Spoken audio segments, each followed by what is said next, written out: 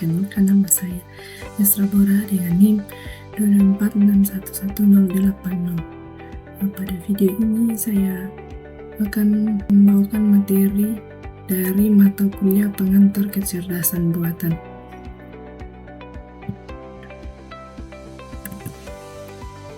Pengertian kecerdasan buatan. Kecerdasan buatan atau artificial intelligence adalah teknologi yang memungkinkan komputer atau sistem untuk meniru kemampuan manusia seperti belajar, berpikir, dan mengambil keputusan.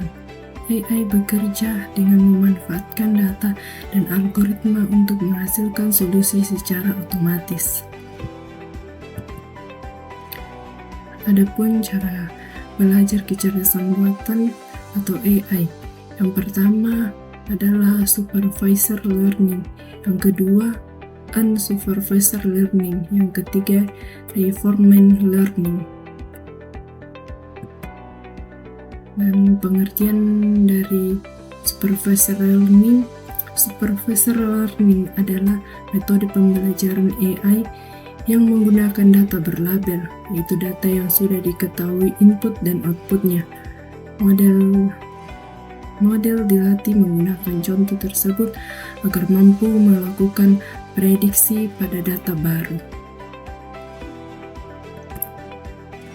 Cara kerjanya, yang pertama yaitu data berlabel dimasukkan. AI menerima data yang sudah memiliki label atau jawaban benar.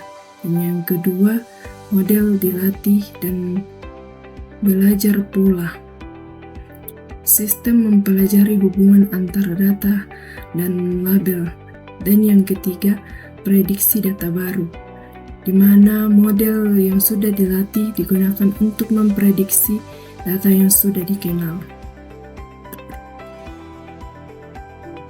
Implementasi di dunia nyata.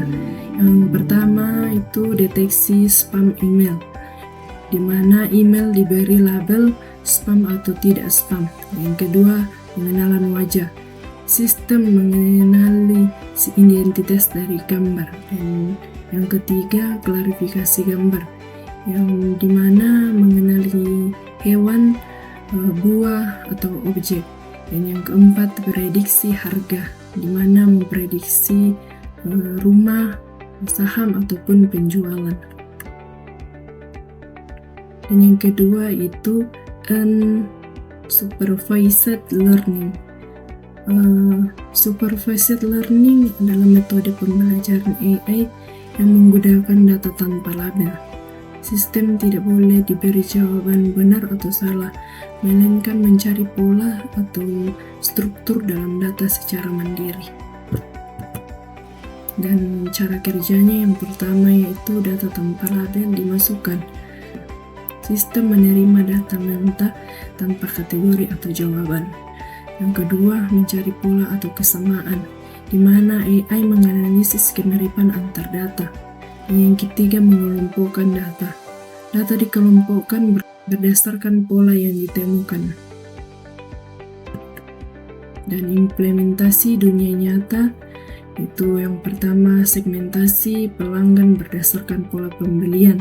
Yang kedua, pengelompokan berita atau dokumen berdasarkan topik. Dan yang ketiga itu deteksi anomali atau kecurangan pada data transaksi. Dan yang ketiga adalah reinforcement learning.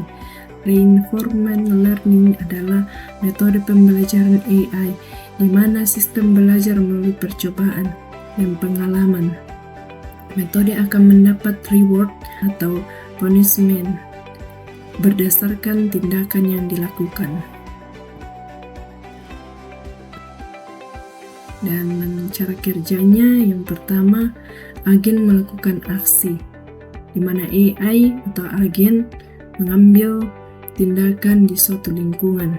Dan yang kedua, mendapatkan reward atau punishment. Dan lingkungan memberi umpan balik berupa nilai reward atau hukuman.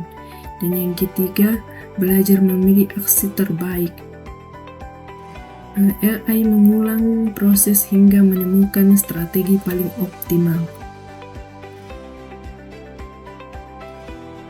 Dan masuk pada metrik performa metode pembelajaran artificial intelligence. Yang pertama itu supervised, yang kedua unsupervised, dan yang ketiga reinforcement. Supervised terbagi dalam 3 bagian. Yang pertama adalah akurasi. Akurasi adalah tingkat ketepatan prediksi model secara keseluruhan, menunjukkan seberapa banyak data yang diprediksi dengan benar dibandingkan total data. Dan yang kedua ini adalah precision, di mana precision adalah ketepatan hasil prediksi positif, mengukur seberapa banyak prediksi positif yang benar dari seluruh prediksi positif yang dibuat model. Dan yang ketiga adalah recall. Recall adalah kemampuan model menemukan semua data positif yang sebenarnya, mengukur seberapa banyak data positif yang berhasil dikenal oleh model.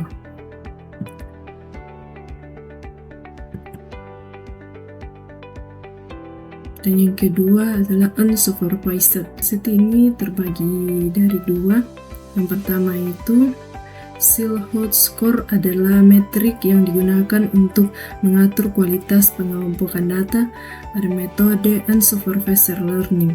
Dan yang kedua Device Baldwin Index. Device Baldwin Index adalah metrik yang digunakan untuk menilai kualitas clustering berdasarkan jarak antar kelompok data.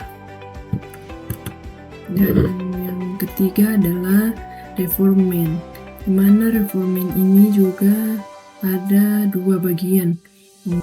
Yang pertama adalah cumulative reward.